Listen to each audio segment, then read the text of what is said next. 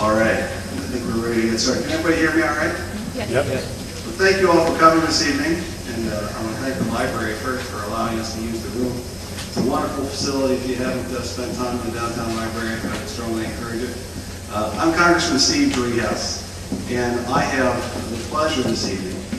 You have all gotten word, obviously, of your nominations, but we'd like to have a ceremony honoring that nomination, each of your nominations, because I really do think it's a very important step. And so there are several people here that I would like to thank before we move forward. But I thought each of the students for your efforts and thank their parents. I know what a trying time this is for the parents as well. And as you know, this is the first step, but it's an important step in that it expresses your dedication to this process. And it's an important step because it helps the military academies better understand, the service academies better understand what it is that you are seeking. And I'm happy that we're able to be part of that process. I met many of you when we did an open house over at Oak Hills High School. And I think I probably spoke at that time about the tremendous dedication of our armed forces and my experience in meeting with so many officers in the military as a member of Congress, both when I went to Afghanistan and Iraq as well as in Washington. And I am always so impressed with the professionalism and the dedication of the men and women in our armed forces, and certainly the officers in our armed forces. You know, I was coming down here thinking about what it is that you're embarking on. You know, I was thinking about this, although I didn't go into a military academy, but thinking about college and thinking about my future a few years ago. And, you know, the dedication that you're showing really exemplifies your character. And your character and your intelligence and your ability to move forward. And it's the service academies that take that character, that take what you've learned in secondary school and mold that. And they mold that into leadership. Leadership for our country. And so you are taking a major step forward in becoming leaders for our nation. And so regardless, if after tonight you get a nomination into one of the academies and you get accepted into one of the academies, that's fantastic.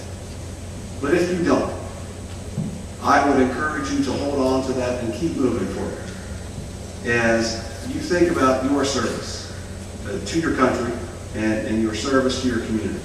Because far too often I find that there are a tremendous number of people who are dedicating their lives, putting their lives on the line for the rest of us. And we don't often thank them enough.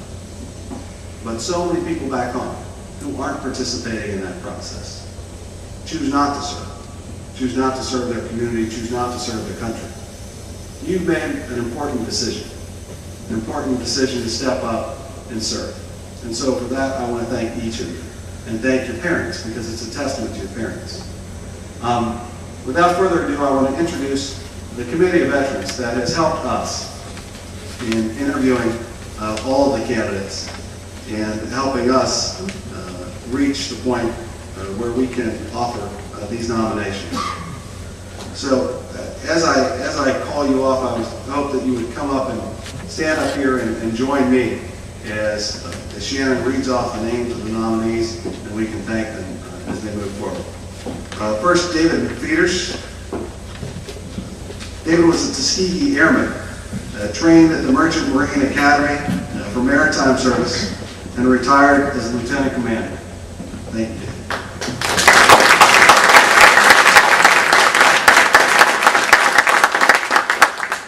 Jim Riley, affectionately known as Spy Riley, served in the Navy as a communications technician EE-5 for 4 years. His other community activities have included President of Rolling Thunder Chapter 9, Ohio, President of Cincinnati Caledonian Pipes and Drums, and American Legion and Mason Patriot Guard Riders. Thank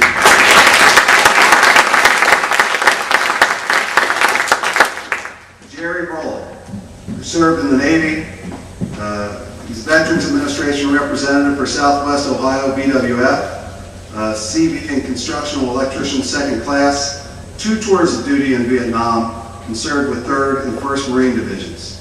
His other community activities have included raising funds for a tribute plaza at VA Hospital. Thank you, Jerry.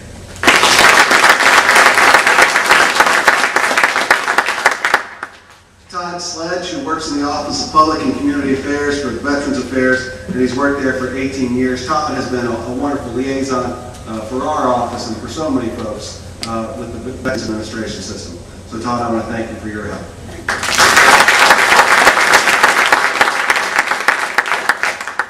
And finally, Jock Wilson, who serves in the Army, Sergeant First Class, Army Reserve Career Consultant for 26 years.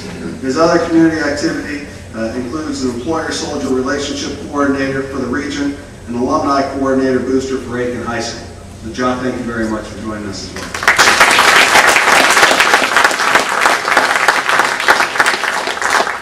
Now, most of you folks have had the pleasure of getting to know Shannon Falk in my office. Shannon has done all the work. I get to stand here at the microphone, but Shannon has done all the work. And Shannon, along with the gentleman here, have really taken a tremendous amount of time.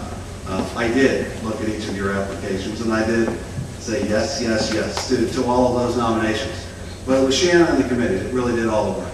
So Shannon, I want to thank you in front of everybody for all of your dedication. And you know, coming in as a new member of Congress, you don't reinvent the wheel, but you have to learn this all new. And Shannon's done a tremendous job at, you know, calling upon the resources available to us, and I think she's just done an outstanding job communicating with the students. So thank you very much.